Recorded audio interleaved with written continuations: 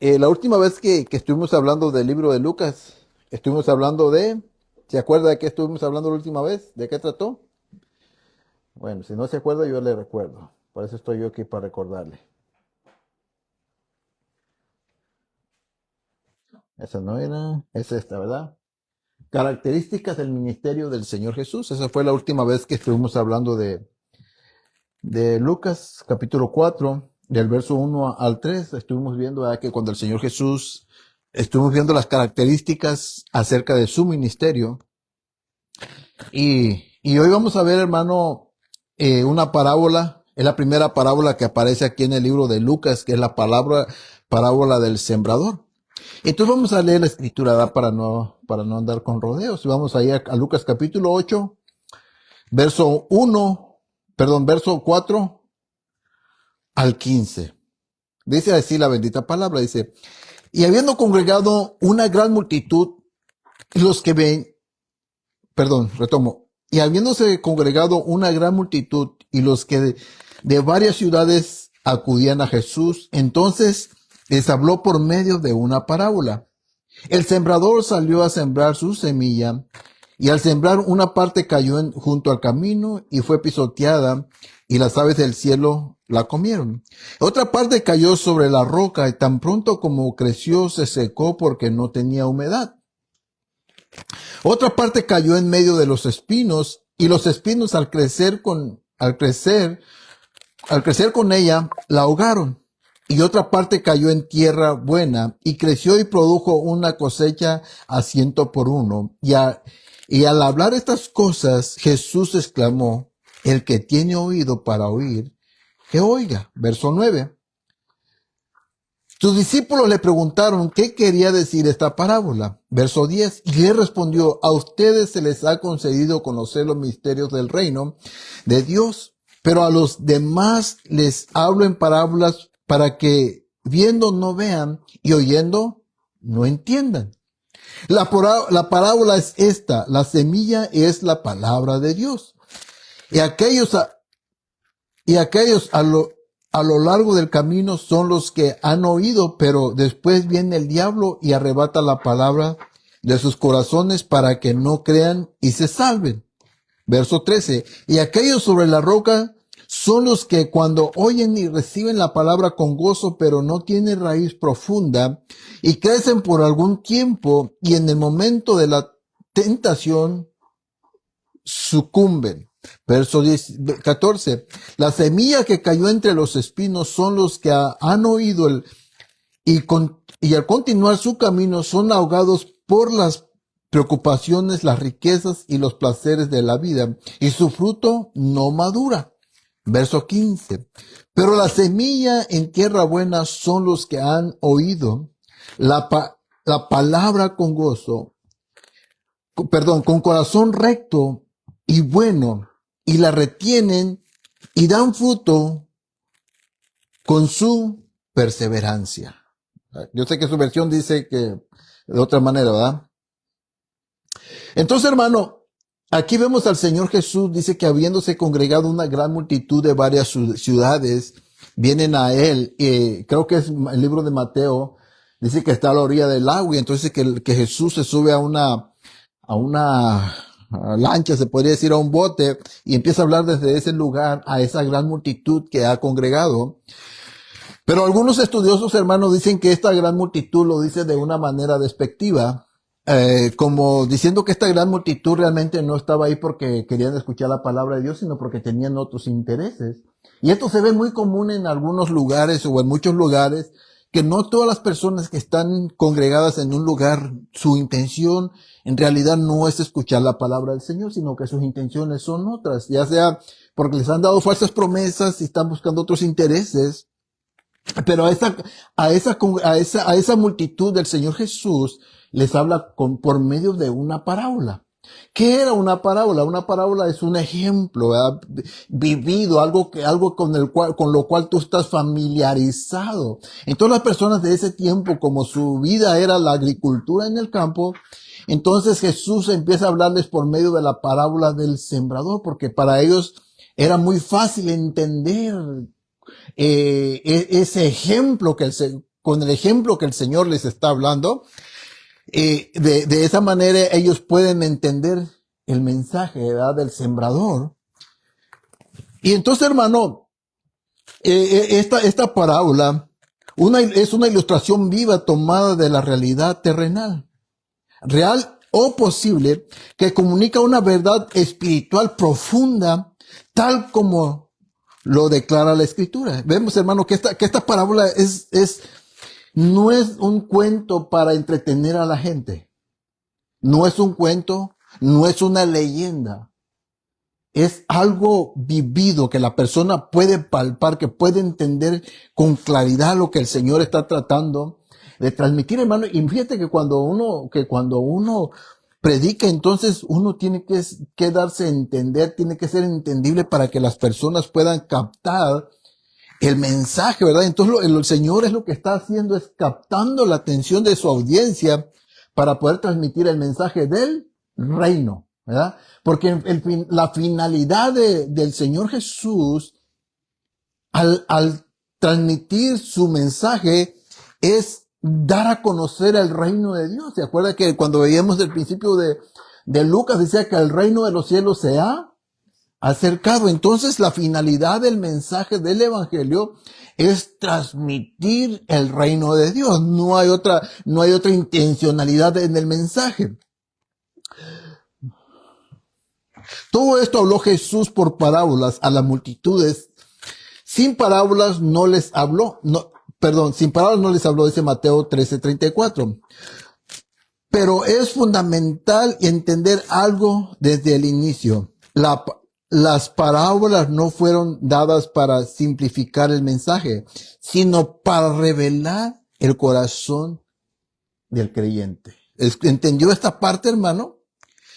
Dice que las parábolas no fueron dadas para simplificar el mensaje, para hacerlo simple, sino para revelar el corazón del creyente. Y es lo que vamos a ver en esta parábola. Hoy vamos a hablar solo de una parte, pero en la parábola la vamos a dividir en 3 partes, ¿verdad? Pero hoy vamos a hablar de una, ahorita llegamos a ese punto. Nuestro Señor mismo lo afirma. El que tiene oído para oír, que oiga Lucas 8:8. Una de las palabras más conocidas, que esto, hermano, fíjese, quiero que entendamos esto, que comprendamos esto. Si hay una parábola que se ha malentendido, hermano, es la parábola del sembrador. Porque yo le puedo hacer una pregunta a usted. ¿Qué es lo que usted ha escuchado acerca de la parábola del sembrador? ¿Sabe cuál es la finalidad de la mayoría de predicaciones que yo he escuchado de la parábola del sembrador? Que se enfocan en el fruto final que dio, ¿qué? Al 30, al 70 y al 100 por 1. Pero este fruto, hermano, lo llevan a un servicio que las personas otorgan a ciertas comunidades. Pero la finalidad del mensaje de la parábola, hermano, le vuelvo a decir, no es hacerte un servidor. La finalidad de la parábola es que entendamos qué clase de personas somos nosotros. ¿Qué clase de personas soy yo? Por eso cuando él habla del terreno, no nos vamos a meter ahí, esa es para otra predicación. Por eso el Señor habla de un terreno. Entonces la finalidad de la parábola no es que nosotros seamos unos servidores activos 24/7. Y mucha gente cree que eso es la finalidad de la parábola. No, la finalidad de la parábola, hermano, es llevar a las personas a los pies de Cristo. Reconocer que somos pecadores, que necesitamos de un perdón y que nosotros podemos entender el mensaje del evangelio. Entonces, hermano, una de las cosas, si queremos entender correctamente esta parábola, debemos comenzar donde Jesús comienza con su propósito. Y ahorita vamos a llegar ahí. ¿Cuál es el propósito? El propósito de la parábola es este. Jesús declara que las parábolas tienen un propósito doble o un doble propósito, como usted quiera verlo. ¿Cuál es ese doble propósito que que las parábolas tienen. Uno, revelar la verdad a los que tienen un corazón dispuesto. O sea, uno de los propósitos de la parábola es revelar la verdad a los que tienen un corazón dispuesto. Ahora, ¿cuál es el otro propósito? Porque acuérdense que son dos propósitos en esta parábola. El otro propósito es ocultar la verdad a los que tienen un corazón endurecido. Por eso el Señor Jesús, como leíamos, dice que a aquellos les habló en parábolas, ¿para qué? Para que no entiendan. Que viendo, para que oyendo no oigan. Y viendo, no vean. Entonces, esta es la doble intencionalidad de la parábola. Revelar la verdad a los que tienen un corazón dispuesto y ocultar la verdad a los que tienen un corazón endurecido. Dice, por eso dice, pero a los demás les hablo en parábolas para que viendo no vean y oyendo no entiendan. Lucas 8:10. La parábola no crea, perdón, la parábola no crea dureza. Escuche, la parábola no crea dureza del corazón. La parábola manifiesta la dureza que ya hay en el ser humano. Y entonces, hermano, y esta es la palabra que el Señor, con la cual el Señor está exponiendo unas verdades acerca del reino. Dice, la parábola no da vida por sí sola, revela dónde hay vida. Y entonces, hermano, no todos los oyentes oyen igual, no todos reciben igual y no todos responden de la misma manera. Ahora observemos brevemente la estructura del pasaje. ¿Cuál es la estructura del pasaje? Lucas presenta tres movimientos claros. Uno, la narración de la parábola del verso 4 al 8. Dos, la pregunta de los discípulos, verso 9. Y la explicación que está del verso 10 al verso 15. Esta es la compostura con la cual se compone la parábola a la cual estamos hoy aquí atendiendo. Entonces, hermano, la correcta interpretación no nace del oyente, sino de la revelación que Cristo da a cada uno de los oyentes. Porque muchas veces nosotros nos las damos de que nosotros somos inteligentes y que nosotros sí tuvimos la capacidad de poder entender. Pero sin la misericordia de Dios, hermano, usted y yo estaríamos igual que los demás. No comprenderíamos si la gracia de Dios no se manifestara en nuestras vidas. Y esto, hermano, nos hace a nosotros ser humildes y dependientes de la gracia de Dios, de la misericordia de Dios. Porque el día que usted y yo empecemos a creer que el conocimiento que yo tengo es gracias a mis habilidades mentales que tengo, hermano, ese día usted y yo nos estamos alejando de la gracia de Dios. Entonces, por eso es importante esto, hermano. Entonces, ahora, hermano, vamos a ver los elementos que componen, los elementos que Jesús presenta en esta parábola. ¿Cuáles son los elementos de la parábola? La parábola se compone de tres elementos. Uno, el sembrador. Dos, la semilla. Tres, el terreno los terrenos en los cuales cayó la semilla.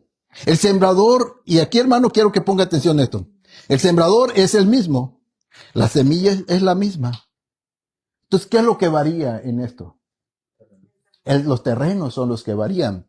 Camino, piedra, espinos y buena tierra. Entonces la semilla es la misma. El sembrador sigue siendo el mismo. Entonces lo que varía en esta parábola son la clase de terreno en los cuales cayó la semilla. Hoy no vamos a hablar de eso. Eso es para la siguiente. Entonces, hermano, el énfasis no está en la semilla del sembrador. Perdón, el énfasis no está en la habilidad del sembrador. Sí, porque muchas veces también el predicador se cree que él es el que tiene la habilidad y que dice, no, es que yo. No, hermano, no. Dicen por ahí, si Dios tuvo la capacidad de usar un asno, ¿verdad? Entonces no es la habilidad del predicador, hermano. Es la clase de semilla que se está sembrando. Dice, el énfasis no está en la habilidad del sembrador, sino en la condición del corazón que recibe la palabra. Ahora, aquí entramos al corazón del mensaje. ¿Cuál es el corazón del mensaje, hermano? La declaración central, Jesús mismo nos da clave interpretativa en el verso 11, y es donde vamos a enfocar nuestro tema. En el verso 11, ¿qué dice el verso 11? Léalo, hermano. Lea el verso 11 de Lucas 8. ¿Ya lo tiene ahí? ¿Qué dice? Léamelo, hermano. Esta es pues la parábola. La semilla es la palabra de Dios. Y ahí es donde vamos a hacer nuestro énfasis en el día de hoy. Hoy no vamos a hablar del terreno, hoy no vamos a hablar del sembrador, hoy no vamos a hablar de otra cosa, sino que vamos a hablar, hermano, de la semilla que el sembrador traía en ese momento. Entonces, Lucas, hermano, nos revela que la semilla de la cual la parábola el Señor Jesús está hablando, dice que es la palabra de Dios. Y entonces les puse aquí esta foto, hermano, diferentes semillas, para que usted más o menos visualice qué es una semilla, hermano. Una semilla es diminuta, algunas semillas, hermano, dice que ¿cómo se llama? La mostaza, la más pequeña, hermano. Pero esa diminuta semilla, hermano, contiene el ADN para hacer que un árbol nazca de ella y produzca frutos.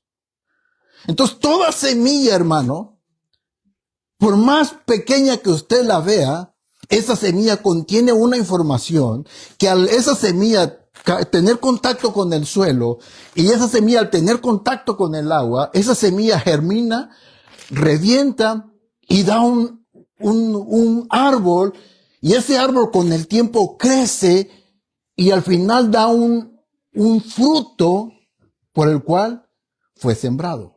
Por el cual usted cuando siembra un árbol, usted lo siembra con un propósito, ya sea que le dé sombra, ya sea que le dé adorno a su casa, ya sea que usted quiere que le dé un fruto, pero al final de cuentas ese árbol tiene una finalidad. Entonces cuando el sembrador sale a sembrar, él sale a sembrar su semilla con una finalidad. ¿Cuál es esa finalidad? Dar a conocer el reino de Dios, ¿verdad? Entonces, hermano, vamos a los puntos de desarrollo. Y tenemos 4 puntos. La semilla y la palabra, ambas poseen vida. La semilla y la palabra, hermano, su similitud es que ambas en sí mismas poseen vida. A la semilla no necesitas agregarle algo.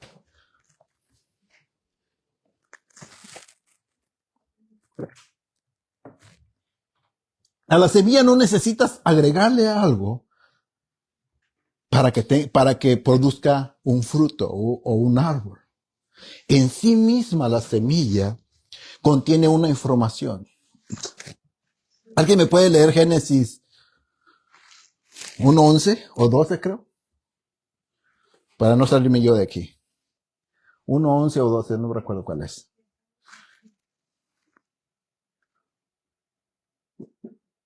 Y dijo Dios, produzca la tierra vegetación y hierba que den semilla, y árboles frutales que den frutos de la tierra según su género, Ajá. con su semilla en él.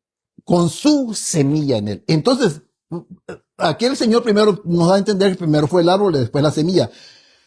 Pero esa semilla al nacer de este árbol, trae la información del árbol de la cual nació. Entonces, esa semilla, hermano, es para seguir preservando la especie del árbol. Hoy usted tiene nueces, no sé cuántos siglos, ¿cómo se dice? Milenios ha venido una nuez de generación en generación. ¿Por qué? Porque la semilla ha venido conservando esa especie. Porque en sí mismo, hermano, la semilla contiene vida. Es lo mismo con la palabra del Señor. La palabra del Señor, hermano, no necesitamos añadirle algo para que transmita vida. Mire, dice, una semilla no es un objeto muerto. Contiene vida en sí misma, aunque todavía no se vea. ¿Verdad? Usted ve una semilla, hermano, usted hasta se la come. Una semilla de calabaza, una semilla de girasol. Usted ve la semilla y lo ve como algo, como un objeto, pero ese objeto en sí misma contiene vida. Es lo mismo que vemos en la palabra de Dios. De la misma manera, la palabra de Dios posee vida. Entonces dice primera de Pedro 1:21. No voy a voltear para acá para no dar la espalda. Aquí lo tengo también. Primera de Pedro, ¿qué dijimos? 1:22, ¿verdad? 1:22, perdón. Mire cómo lo dice Pedro. Dice, pues que en obediencia a la verdad ustedes han purificado sus almas para un amor sincero de hermanos. Ámense unos a otros entrañablemente de corazón puro.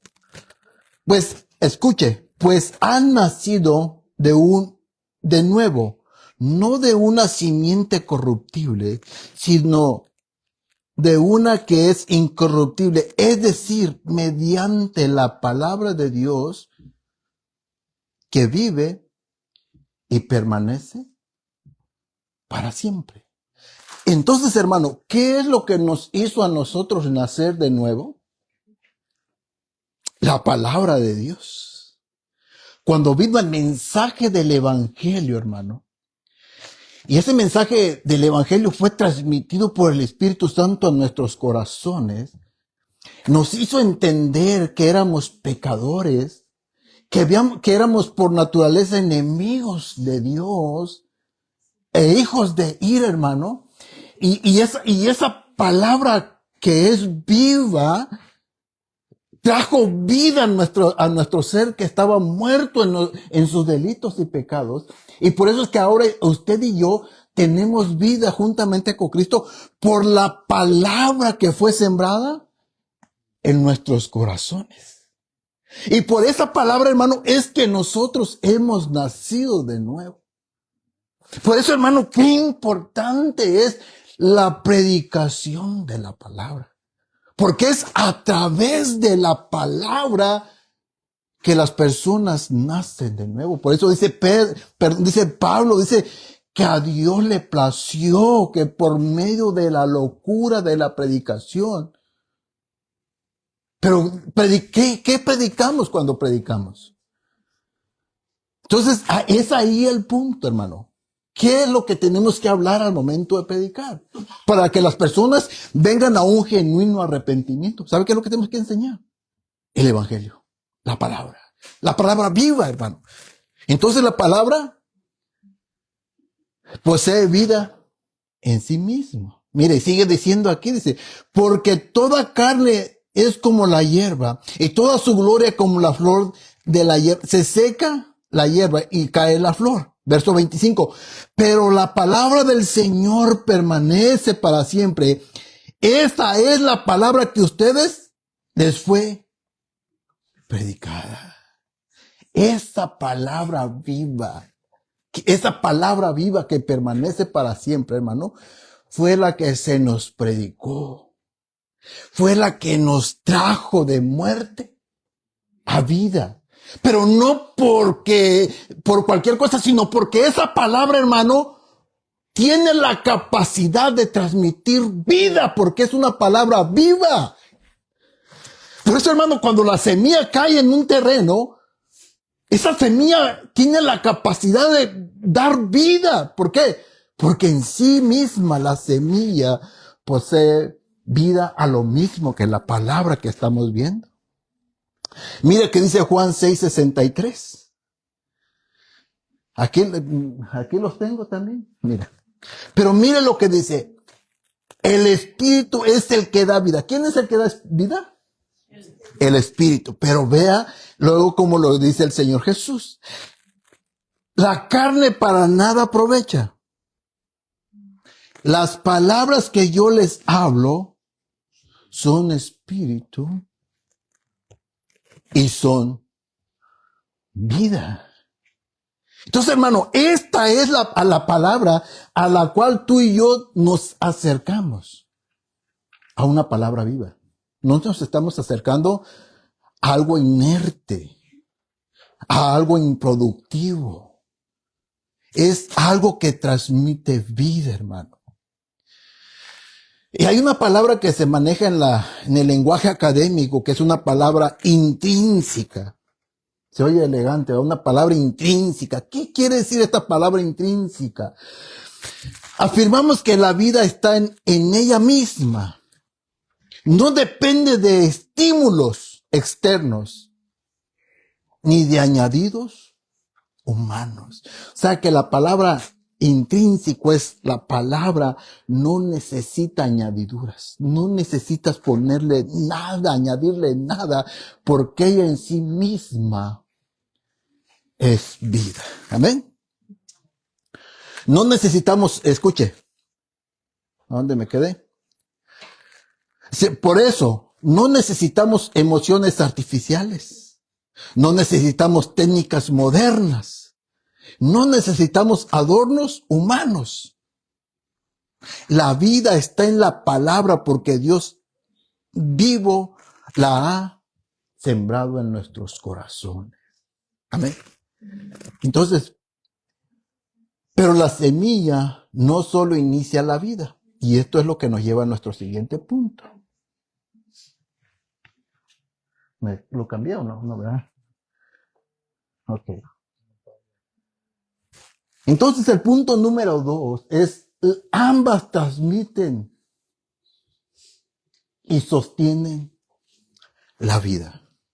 La semilla transmite vida y la palabra también transmite vida. Pero ¿sabe qué?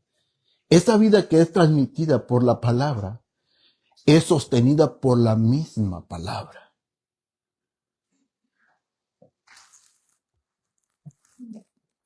Dice, mira, la semilla no solo germina, sostiene el crecimiento. Así también la palabra de Dios. ¿Qué dice Salmos 33:6? Dice Salmo 33:6, dice, por la palabra del Señor fueron hechos los cielos y todo su ejército y por el aliento de su boca. Entonces dice el Señor que por su palabra todo fue hecho. Todo lo que existe sin Él, nada fue hecho. Todo lo que existe fue hecho por medio de su palabra, ¿verdad que sí? Ahora veamos qué nos dice Hebreos 1:3. Vea. Dice, Él es el resplandor de su gloria y la expresión exacta de su naturaleza. Vea, hermano, esto es poderoso. Y sostiene todas las cosas por la palabra de su poder. Esa misma palabra que creó, hermano, ahora esa misma palabra sostiene todas las cosas. Entonces, hermano, ahora la palabra de Dios no solo nos dio vida a nosotros, sino que ahora nos va a preservar en esa vida a la cual fuimos alcanzados o a la cual fuimos resucitados. Veamos otra vez cómo lo dice el apóstol Pedro. Ya leímos ese pasaje, pero volvámoslo a ver. Dice, pues 1:22, puesto que en obediencia a la verdad ustedes han purificado sus almas para un amor sincero de hermanos. Ámense unos a otros de entrañable amor y corazón. Verso 23. Pues han nacido de nuevo, no de un nacimiento corruptible, sino de una incorruptible. Es decir, mediante la palabra de Dios. Eso es lo que nos hizo nacer. Pero esa misma palabra que nos hizo nacer es la misma palabra que ahora nos hace perseverar en este camino. Muchos creemos y nos damos golpes de pecho que estamos aquí porque nosotros sí nos esforzamos, porque nosotros somos mejores que los otros. Y caemos a veces en esas cosas, hermano. A veces caemos en creer que nosotros estamos aquí porque tal vez yo sí me levanto a las 4 de la mañana a orar, que tal vez yo sí me aviento mis ayunos uno por semana mínimo, y creemos que eso es lo que me sostiene a mí de pie. Pero más sin embargo, nosotros somos sostenidos por el amor de Cristo.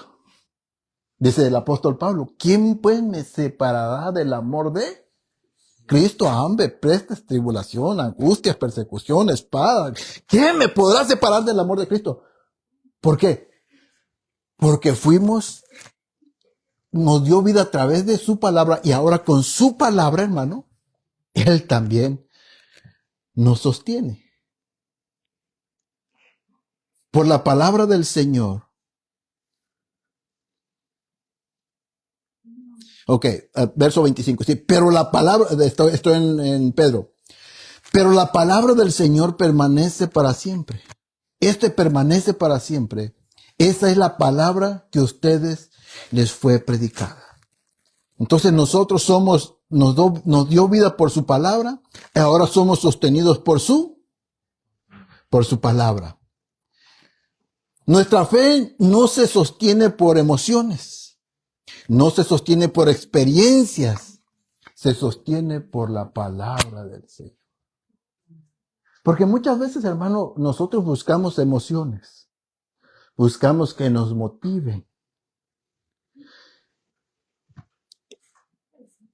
Y fíjese, hermano, que lo digo con respeto de aquellas personas. No es que estoy denostando a esta clase de personas que hacen estas cosas, pero a muchas personas, fíjese que lo que los sostiene es un servicio en una congregación.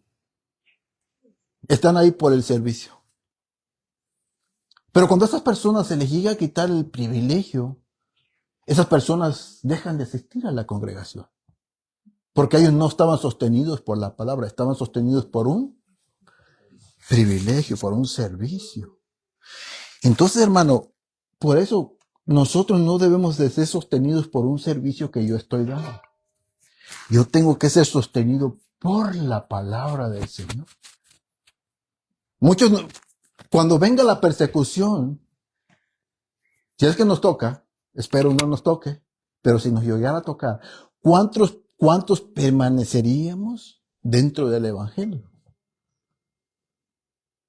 ¿Cuántos aún seguiríamos siendo cristianos?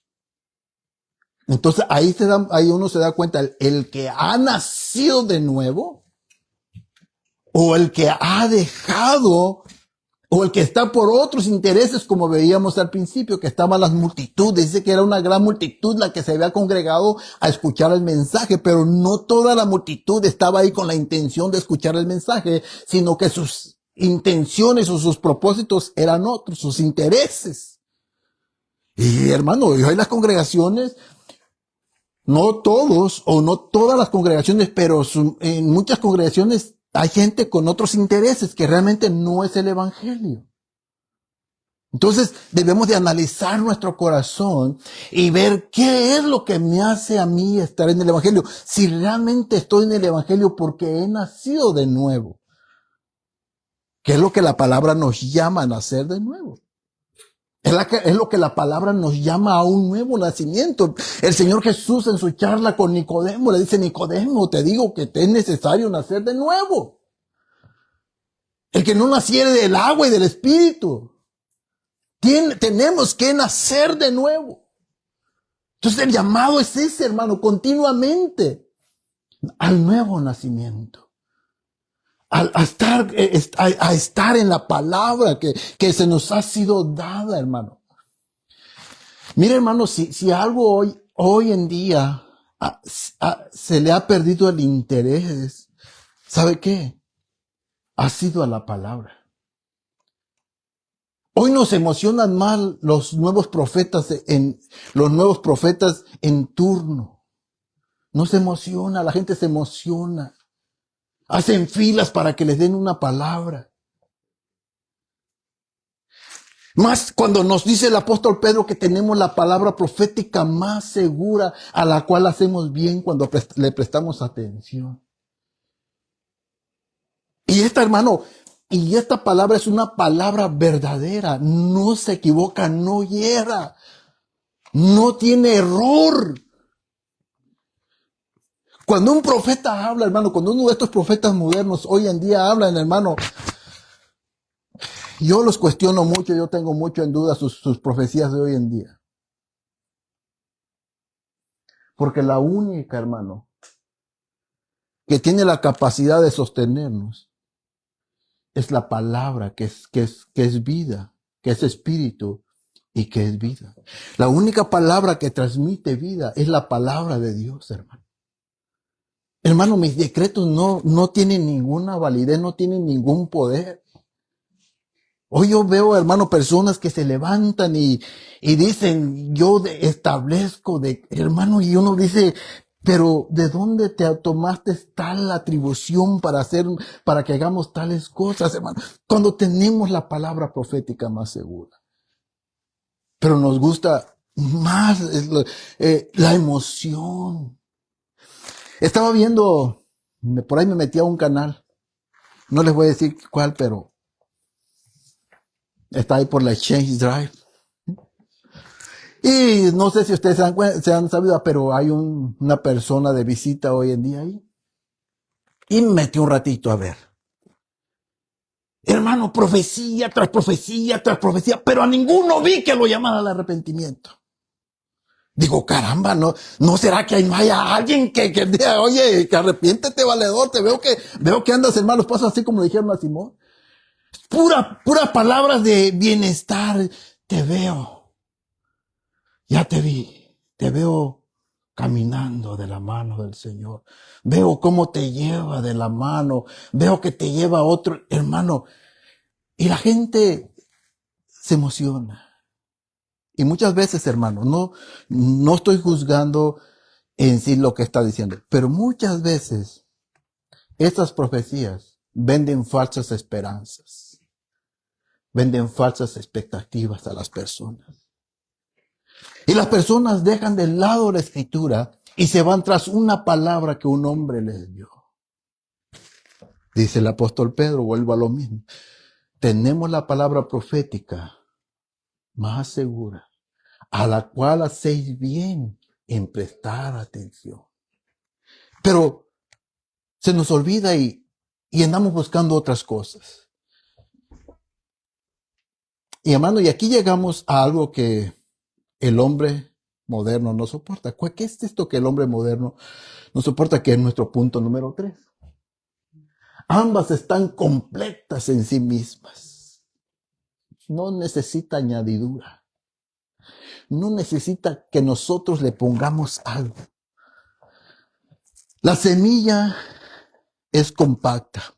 No le falta nada. Aunque aún no esté desarrollada, pero está completa. La palabra de Dios es igual. Está completa, hermano. Mire, dice segunda de Timoteo 3:16. Toda escritura es inspirada por Dios, útil para enseñar, para reprender, para corregir, para instruir en justicia, a fin de que el hombre de Dios sea perfecto, equipado para toda buena obra. Esta es la palabra que usted y yo tenemos en nuestras manos. Pero qué tal si yo le digo, no, va a estar el profeta fulano de tal, y venga, lo va a activar. Y ahí vamos a que nos activen. Así como que lo conectan, ¿verdad? Y le sopla y dice, te activo, y le soplan a uno y le ponen y ahí te cae el otro también. No, hermano, dice, La escritura es inspirada por Dios. Entonces dicen los estudiosos, los que saben de estas cosas, los que se meten a estudiar estas cosas, dicen que la palabra inspirada dice que es una palabra compuesta que es teonustos. Teonustos. Entonces, soplada por Dios. Soplada por Dios. Y dicen los que saben de todo esto, que es la única vez que se emplea esta palabra, que en este versículo. Entonces, cuando tú te acercas a esta escritura, tú tienes la certeza al 100% que es la palabra de Dios. Esta palabra, hermano, es la palabra de Dios. Escuche la capacidad que tiene. Dice que tiene la capacidad para reprender, para corregir, para instruir en justicia. Y luego dice, a fin de que el hombre de Dios sea perfecto. O sea que la palabra de Dios tiene la capacidad para perfeccionar al ser humano, al hombre. Entonces, hermano, vuelvo a citar Pedro. Tenemos la palabra profética más segura, la cual hacéis bien. Prestar atención. Porque ella tiene la capacidad de hacernos perfectos. Ella tiene el poder. ¿Por qué? Porque es una palabra viva. No es una palabra inerte. Es una palabra viva, hermano. A fin de que el hombre de Dios sea perfecto. Y luego, tiene la capacidad, hermano, para equiparnos para toda buena obra. Esta, hermano, es la palabra de Dios que nosotros tenemos en nuestras manos.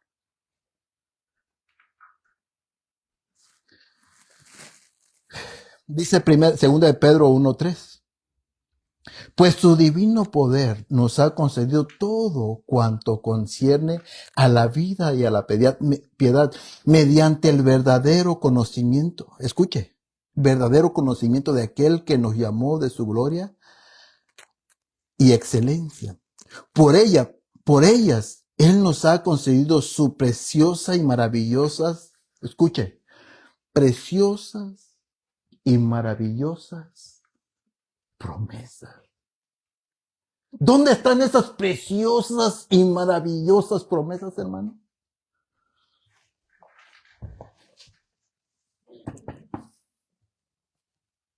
Aquí. Aquí. Pero muchas veces nosotros, hermano, lo voy a decir, le damos más importancia al profeta en turno que a esto que tenemos en nuestras manos. ¿Sabe por qué? Porque el profeta en turno nos habla cosas bonitas al oído. Nos seduce con cosas. Tú vas a ir, tú vas a hacer, tú vas a estar. Y se da cuenta que es tú. Egocentrismo. Centrado en el hombre. Entonces, las maravillosas promesas de Dios están encerradas en este libro. Continuamos. Pero Él nos dio con por ellas Él nos ha concedido sus preciosas y maravillosas promesas, a fin de que ustedes lleguen a ser partícipes de la naturaleza divina, habiendo escapado de la corrupción que hay en el mundo por causa de los malos deseos. Pero entonces esta es la palabra de Dios completa, ¿sí, verdad?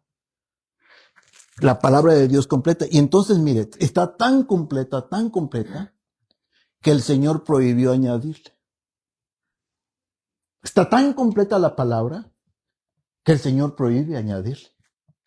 Dice Deuteronomios 4:1, dice, ahora pues, oh Israel, escucha los estatutos y decretos que yo les enseño para que los cumplan, a fin de que vivan y entren a tomar posesión de la tierra que el Señor Dios, su Padre, les da. Verso 2. Ustedes no añadirán nada a las palabras que yo les mando. ¿Escuchó? Ustedes no añadirán nada a las palabras que yo les mando, ni quitarán nada de ella, para que guarden los mandamientos del Señor, su Dios, que yo les mando. Entonces el Señor, su palabra está completa. Pero como que nosotros no creemos eso y buscamos otras añadiduras. Andamos buscando por fuera algo que nos aliente, algo que nos motive, algo que nos emocione. Cuando nosotros veíamos aquí en Timoteo, que es esta palabra la que tiene la capacidad de instruirnos, de hacernos perfectos y de capacitarnos.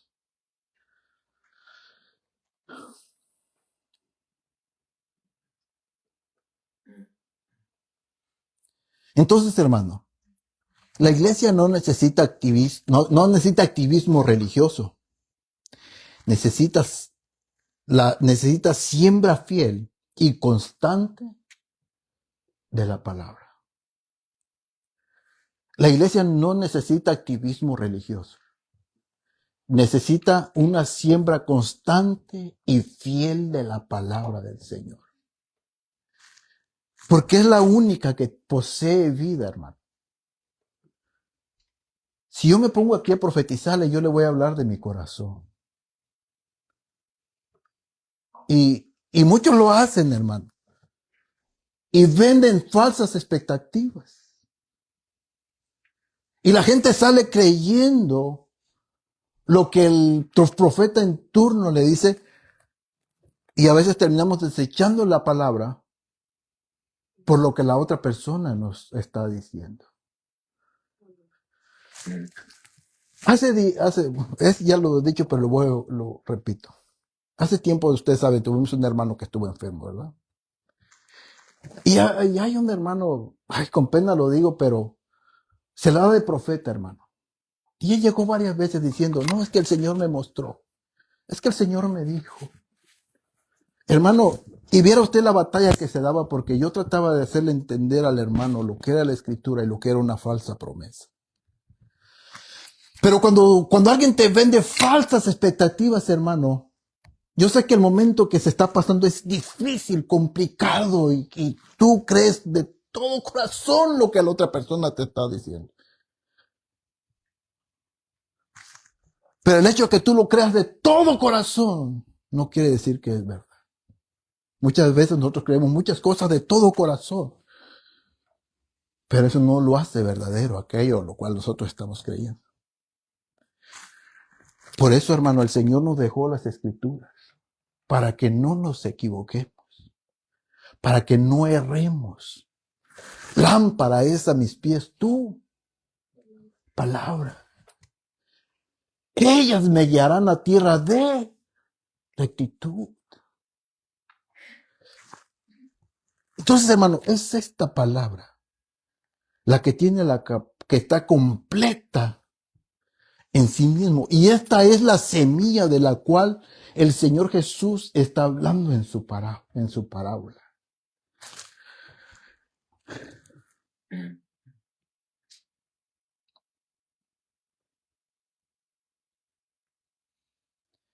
Entonces esto, hermano, vamos al punto número 4.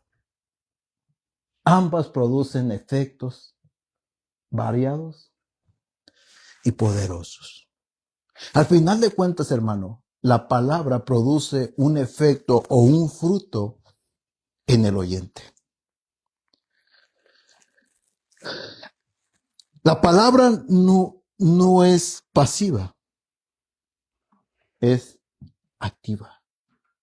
La palabra de Dios no es pasiva, es activa. El mismo verso que vamos a leer ahorita lo dice. Dice Hebreos 4:12. Porque la palabra de Dios es viva y eficaz. Eficaz.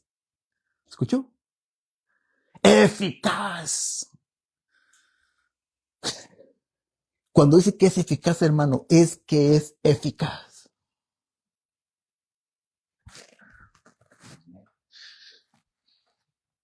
Cuando usted se acerca a la palabra de Dios, usted se está acercando a algo verdadero, a algo vivo. Y que eso vivo a lo que usted se está acercando, le va a transmitir esa vida que en sí mismo esa palabra posee. La palabra de Dios es viva y es eficaz, dice. Escuche, es más cortante que cualquier espada de dos filos. Penetra hasta la división del alma y del espíritu, de las coyunturas, los tuétanos, y es poderosa. Viva, eficaz y poderosa. Esa es la palabra de Dios que tenemos en nuestras manos, hermano. Es completa en sí misma. Es completa, hermano. Lo que yo quiero hacer, hermano, es que entendamos que no necesitamos algo más. Hay algo que se llama la suficiencia de las Escrituras. Y cuando hablamos de la suficiencia de las Escrituras, es que son suficientes.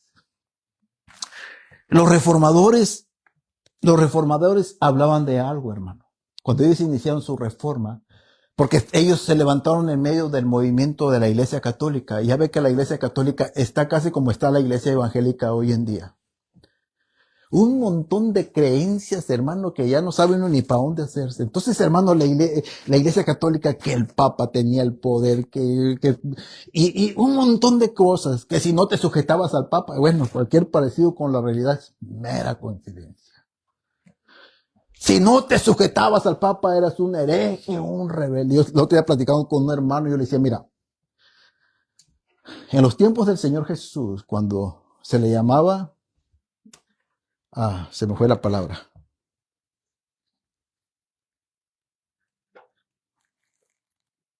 Hereje. No, hereje era en los tiempos de la Reforma. Se me fue la palabra en los tiempos de Jesús. Blasfemo. Cuando el Señor Jesús blasfema, es un blasfemo. Le acusaban de un blasfemo. En los tiempos de la Reforma le decían, es un hereje.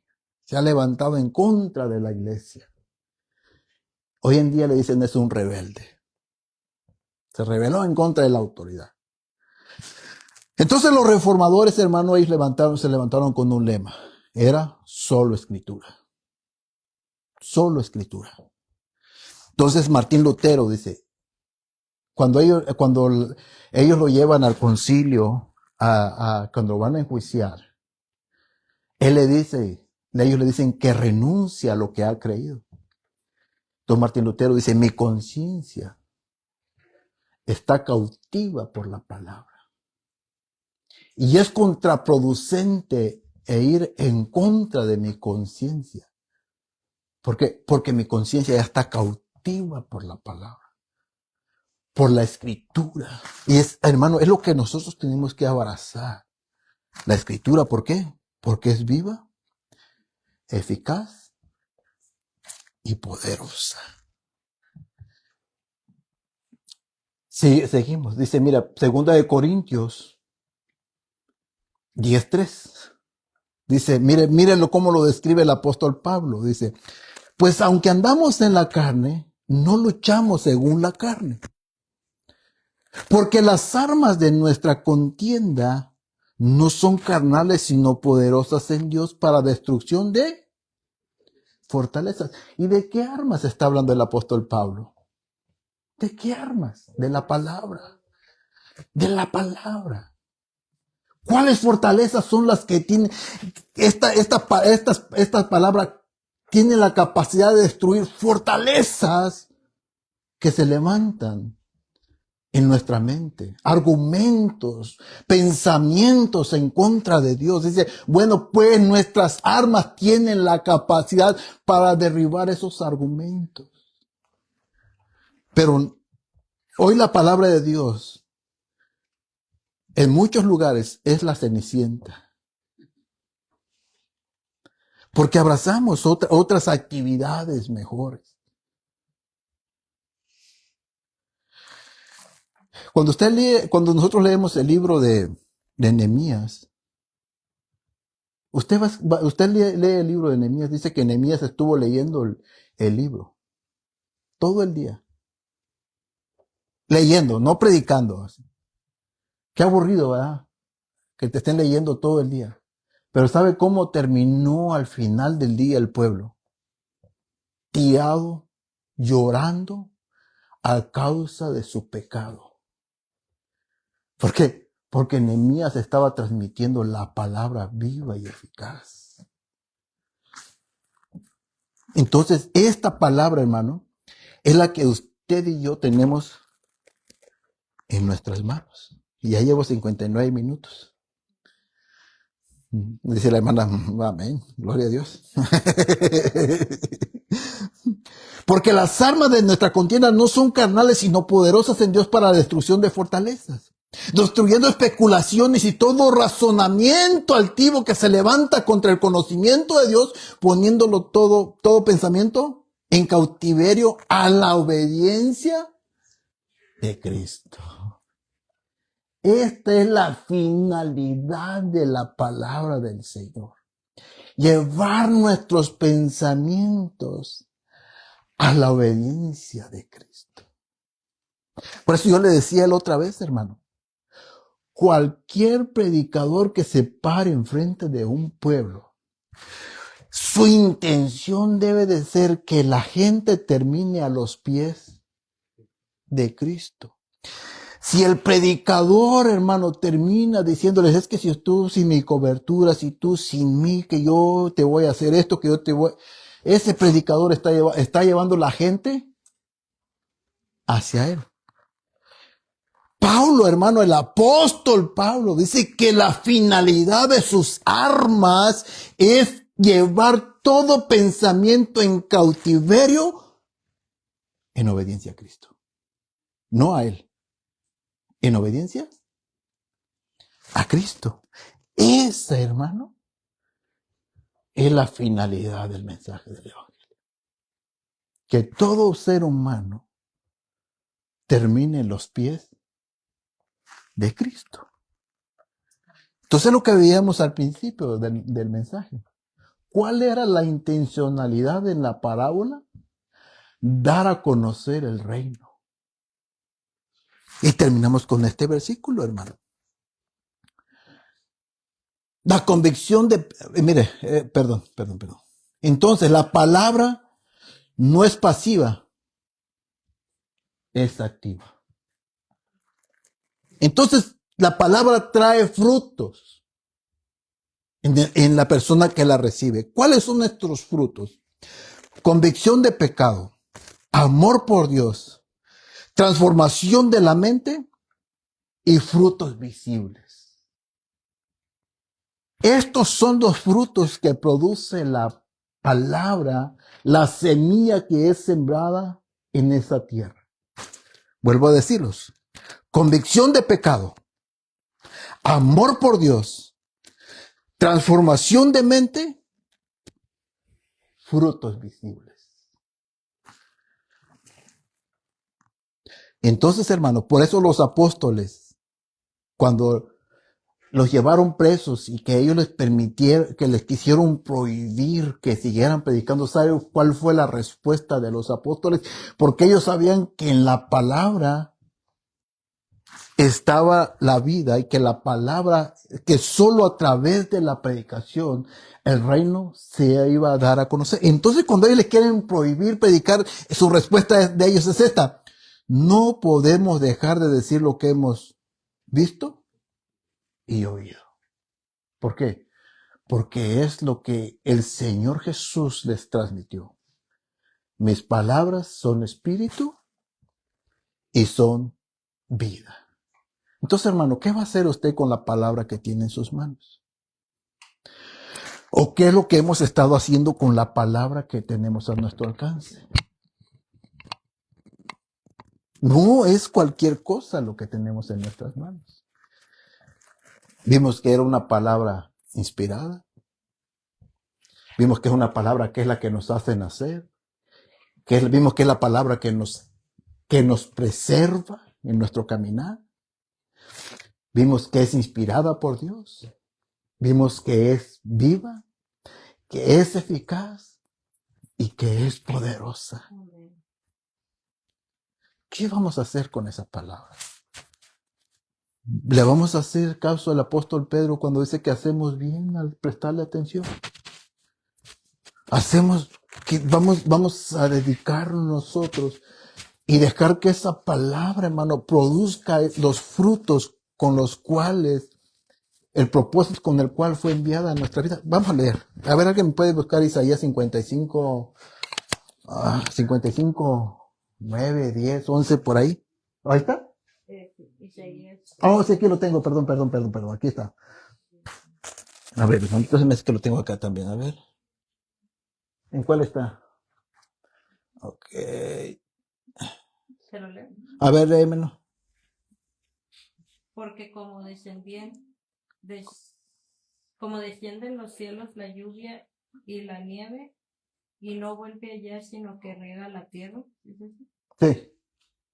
Haciéndolo producir y germinar, dando semillas al sembrador y pan al que come. Así será mi palabra que sale de mi boca, no volverá a mí vacía, sino sin haber realizado lo que deseo y logrado el propósito para el cual la envío. Ok. Entonces, hermano, la palabra trae un propósito. Trae un propósito. Y ese propósito es llevar nuestra obediencia a Cristo. Ese es el propósito de la palabra. Abracemos la palabra. Abracemos esa palabra, hermano. Creamos esa palabra. Termino con esto. Yo sé, hermano, que yo les voy a decir, esa es mi postura personal. Igual usted puede creer diferente y no por eso vamos a salir peleados. Yo dejé de creerle a las personas que se dicen llamar profetas. Porque veo los resultados. Veo que se equivocan. Veo que hieran en todas sus profecías. Yo dejé de creerles. Si usted quiere creer, es su decisión. Yo prefiero abrazar esto. Creerle a esto. Esto no se equivoca. Y no hiera. Amén. Démosle gracias al Señor. Y pidámosle, hermano, que nos ayude a vivir en su palabra. Bendito Dios, aquí estamos, Señor, mi Dios.